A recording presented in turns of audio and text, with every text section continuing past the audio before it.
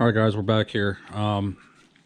Just wanted to show you a new addition that Gunner here received. Got some new wheels and tires, as y'all can see. If y'all remember, before I had the Weld RTS series wheels with the black centers. I loved them, but there was one issue that I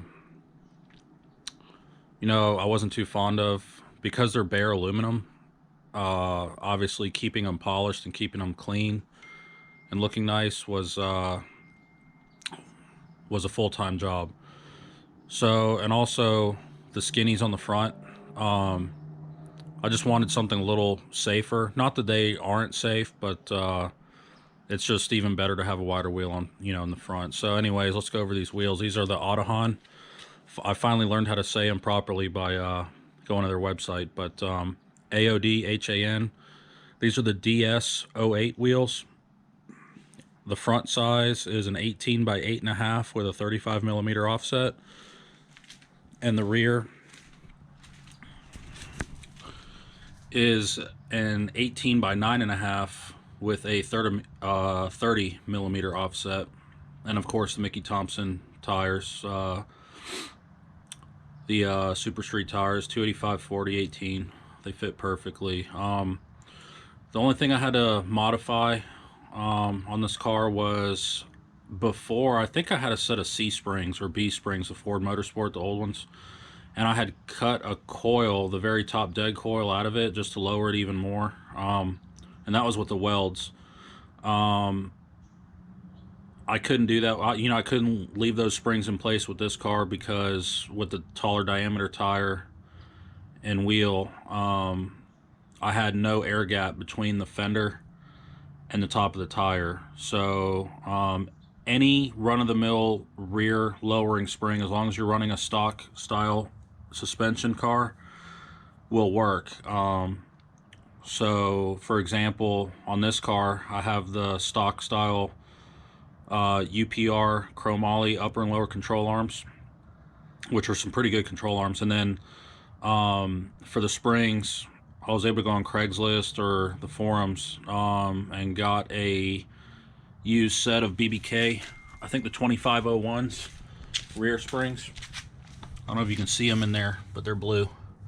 Locally, I think I don't know, I think I gave probably 50 or 60 bucks for the, just for the rear pair. It's all I needed, and it brought the car up. So now I have a nice gap. One thing I had to do, the fender lips are not rolled. I have the tool to do it, the one that attaches to the hub and it rolls your fender, but I didn't want to risk the paint getting cracked or chipped or whatnot. So what I did was I took my Dremel and a 1-inch long carbide end mill bit, and I started grinding on the inner lip where it folds in, from probably about this point to I think somewhere in here, yeah, around this point. And I just ran that end mill bit back and forth, and I shaved about a 1/2 inch off of the lip. So there's no grinding. Be very careful if you do that, guys. Then the reason it's about 1 inch long is you can keep that bit on the lip as you're going back and forth.